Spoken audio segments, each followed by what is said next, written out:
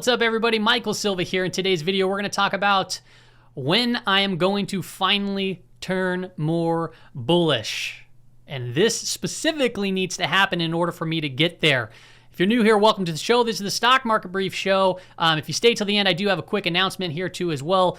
We're going to be looking at some big picture charts today, looking at monthly timeframes because, well, it's June 1st, baby. Woo! New month, new you. Here we go. Let's hop right into it. The EMA, the 5-period EMA. So when will I be bullish? I will be bullish, simply put, when price action gets back above the 5 EMA on the monthly time frame and it starts to tick back up. Okay, that is when I will get more bullish. Why is that important? Well, it's simply this. When it trends up, it can trend up for quite some time, as we've seen here, But when it's trending down, we can see some significant hits to the downside, which we are seeing at this particular point in time. Now, that's quite a ways off, but when you really think about it here, think about if the price action, we come back up, we test it, creates all kinds of FOMO, right? Even one day up can create a lot of FOMO. But imagine price gets back up here, it starts turning up, maybe it comes up to here, pulls back, okay? We're looking at 13,500, and then maybe we get the EMA, and this is just hypothetical here, okay? But if that is the case, the upside to catch a brand new trend is significantly bigger than the risk to the downside, especially if you're tracking that monthly 5 EMA. So that is what I am looking for. Specifically, we're looking at the Nasdaq Composite because it is a huge index and it's relative to growth stocks, right? Semiconductors, etc. But this is very bearish as it stands still, right? That doesn't mean that we can't have bear market rallies, which we've been seeing, but let's continue on. The Nasdaq 100, it is below that 5 EMA, right? We're actually disconnected from it completely, which doesn't happen all too often. And when it does disconnect, we usually have reconnects. So we can always reconnect to the upside too as a possibility. Okay, the semiconductors, right? Semiconductors, the 5-period EMA, it is still declining and price action is still well below it. So we need to see that flip. Dow Jones Industrial Average, the 5 EMA is still declining here too as well. Price action's below it. Transports, declining 5 EMA, price action's below it. And if you will follow Dow theory, you'll know why I'm talking about the transports. S&P 500, right? The monthly candle closed, a lot of indecision. We're seeing a little bit of a weak start just on day one. We'll see how the month ends. It could be bullish, it could be bearish. We'll get into the daily time frames, but the 5 EMA is still pointing down and price action still remains below it. Housing index, same thing. Price action got below the monthly 5 EMA. We had multiple monthly closes below it, so we'll continue to watch that level too as well. The banking index, so the BKX, which is the largest 24 institutions here, below a declining 5-period moving average. So clearly, the wind is at the face for the bulls. In order to for me personally, to become more bullish, I want to start seeing price action build a base, get back above it. I want to see individual stocks start to perform a little bit better and get into more tighter bases before we start seeing some upward projections to the upside, okay? If we look at the Wilshire, which is basically all the stocks here in America, the Wilshire 5000 composite, declining 5-period moving average here too as well. Price action is disconnected from that moving average, and we are well below it. Now, doesn't mean we all have to be bearish everything, right? Commodities, we look at the CRB index. Clearly, once price action got above it, it held above it for quite some time, and the trend continued to remain up, and the 5-period monthly EMA continued to trend up as well. So that is really led by this big move in oil. Okay, so oil on the monthly time frame here, clearly very bullish too. All right, so these are things that I'm actually more bullish on. Now, short term, we might have a pullback, right? That's because it got ahead of itself, right? We shot up to 130, which is crazy, and then we came all the way back down. Now we're trading at that upper Bollinger Band. We're disconnected from the 5-period monthly moving average. Hey, if we pull all the way back down in WTIC to 105.9, is the trend going to be broken? Nope, it's not going to be broken.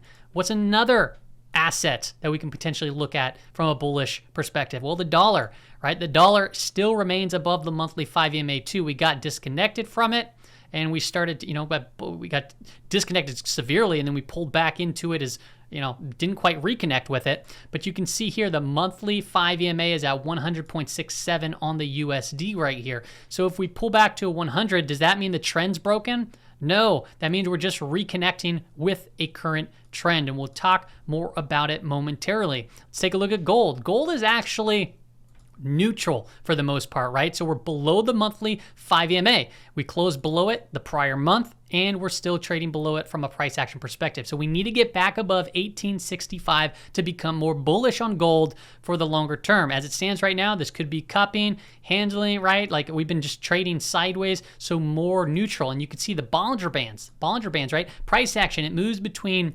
contraction, expansion, and then contraction again, and you can see they're getting tighter and tighter, which means price action is contracting, and we could have a Bollinger Band squeeze here that could be to the upside or the downside, but I would like to see us get back above that. Now, why am I talking about these specific trends as far as getting back above the monthly 5 EMA? Well, it's just a very simple tool to use to feel more confident that the trend may be shifting, right? We need to see the 5 EMA actually, we need to close above it, and we need to see it uptick and hold, but there's always opportunities, early on crossing back above that line. Now, there's 3 types of trends that I want to talk about, right? Uptrend, sideways trend, downtrend. So uptrends, they make higher highs and higher lows. There's not much to it. Sideways trend or neutral, they just go sideways, right? We have matching highs, sometimes matching lows, and it goes sideways.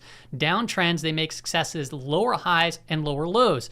And where do we stand right now? Well, we're making lower highs and lower lows. So we are in a downtrend. You do not need to complicate this anymore. If you're trying to find bottoms and be tactical, that's one thing. But as it stands right now on this big move up, right, this big rally, and everyone's calling, it could be a bottom. It could be. But as it stands right now, we have lower highs and lower lows. So the trend still remains down. We're below that monthly 5 EMA, which is also trending down. We're below the 200, we're below the 50, and these are just reference points, but we are below all those key moving averages, okay? So the trend, like I said, remains down. We did have a pretty bearish type day today. We had this big gap up and then it reverted itself.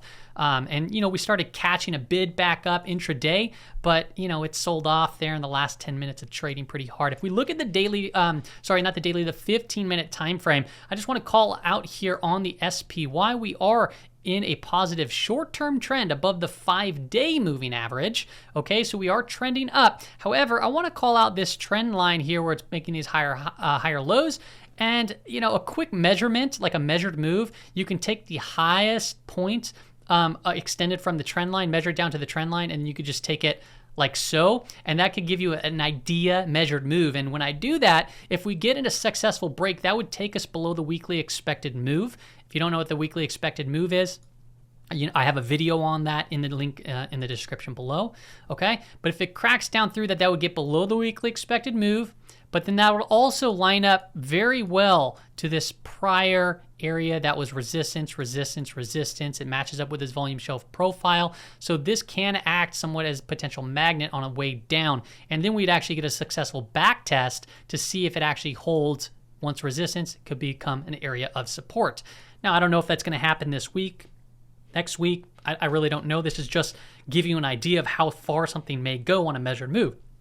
However, right, we're in a short-term bullish trend. Okay, looking at May 23rd till now, right? Higher highs, higher lows. So what you want to watch for is potential cracks back above these highs that can shoot us to the upper risk range, which is around 425 to around 430, and that would end up closing that gap right there. So those are a couple of things that I'm watching here in the near term on the SPY. Now, if we take a look at the VIX, the volatility index, it's here at this lower channel, this lower range. So be very mindful here that we can very well pop off to the upside, right? This gap can hold as support. It's acted as support multiple times. And we have this little tiny wedge here that if we break up to the upside, right, there's a lot of upwards movement that can take place, which can bring, more movement to the downside in the S&P 500. Now, we do have some economic data, I think, coming out on Friday, some big reports. I don't have it in front of me right now. So it's very possible that we just kind of go doodle around, trend up and down, see violent moves like we saw today until we get a definitive report out.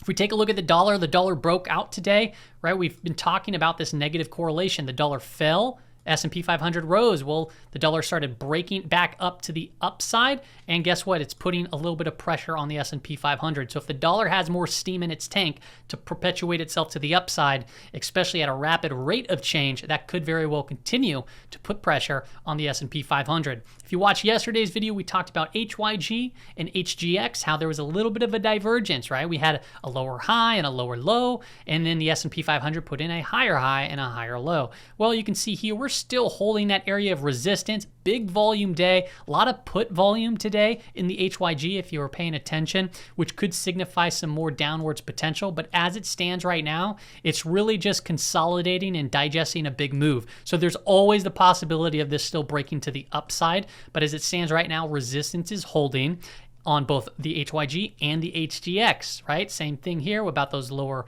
high, lower low. And we're just at this prior area of resistance in this down channel. So it's very possible that we could come strike it down here or even potentially even crack to make another low. So we'll be mindful continuing to watch that because these do move hand in hand. Not all the time like a 1-for-1 correlation here by any means, but they do move hand in hand to the SPY.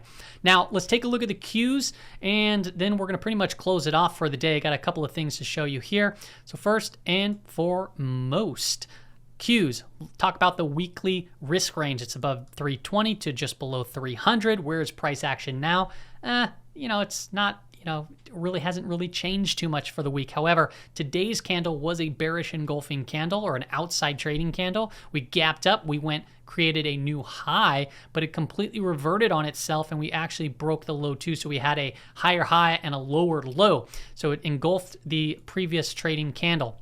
So what you need to wait for here is to see if we can get above this high to confirm a move up to around 320, or if we crack down the low to test this 300 level down here. So, it's a very interesting level and interesting price action as it stands right now. I want to dig in a little bit deeper by looking at some other charts and also the 15-minute chart.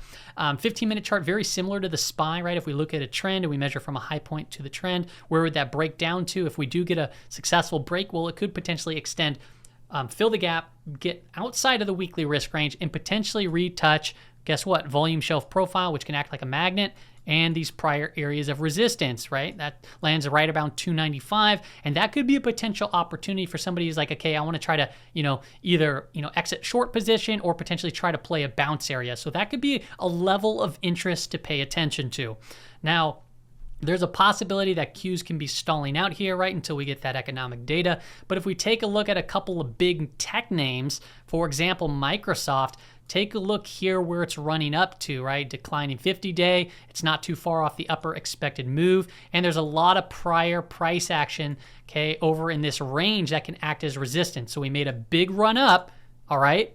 Is this the best area to go long here? It feels like the reward to the upside is not nearly great enough for the risk that you'd be taking to potentially head to the downside. So that's Microsoft. If we take a look at Apple, see it's a big move from the upside and look where it's coming into, right? It tagged here, boom.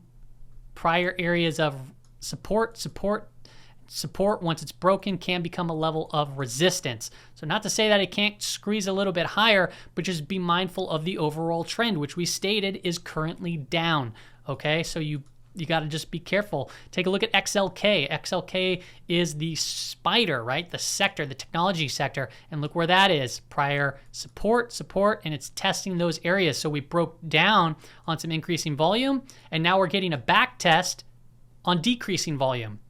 That is a bearish divergence on volume. So right now, if we start to see this break down significantly on higher volume, watch out, because that opens the doorway to retest these lows at around 130 to potentially even lower on XLK. And notice the trend. The trend still remains down, and the trend is your friend until the end. So I'm not saying that we can't go higher here, but I'm just, if you're going to trade if it's like, think of a river, a river's flowing down whatever, and if you're going long right here, you're basically saying, hey, I'm going to swim up the river. And yeah, you can successfully do that. It's just a lot of work, right? It's going to take a lot of effort to swim up a river. Whereas if you flow down the river, obviously you're going to be moving at a faster pace and you're going to be obviously with the trend. And then another one to watch out therefore is Amazon. This is more consumer discretionary, but it's still a very big name that can have an impact on the market. Well, we created a little bit of a shooting star candle, right? We talked about this one yesterday. It's outside of the risk range. It touched it today. All right, it touched it today and then kind of just went all around. So if you found this as a short opportunity when it was starting to get outside of it, all right, and you faded the feelings right there, you're in the green, and then two, there's still possibility that this thing takes a breather because it came far and fast. Now the body of the candle is starting to shrink, and if we start getting back inside the risk range, that opens the door to potentially head lower here. So it offers up a good risk to reward trade there for the near term. All right, everybody, that's all I got for you on today's episode. I wanted to do a quick announcement here. So I created this little Linktree profile, and I have this subscribe to newsletter. So what I'm thinking about doing is I have these trade ideas where I have a paid Discord channel, and that's where I also do swing trade ideas. So if you click the trade ideas, you'll see this, right? You can join for $9 a month or just pay annually one time. It's like $90 US dollars. It ends up being like $7 and some change a month, where I give you Discord benefits, swing trade setups, expected moves. You get to be part of the chat community, which is a great group of traders. To be quite honest, they're a lot smarter than I am. But I put this newsletter here because I'm considering actually opening up a free channel on the Discord, and then I'll let everyone know when that actually is in an invite through this newsletter when I get that going.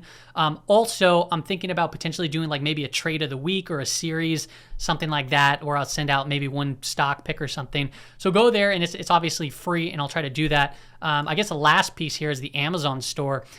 This is where I'm just going to put book recommendations, both from me and also the group that's in my paid Discord. They're also sharing a lot of book ideas that I really liked, so I'm going to probably put theirs in a specific category. But as it stands right now, I just kind of have my book recommendations and a few random other things there too that you can take a look at. That's all I got for you on today's episode, everybody. See you later.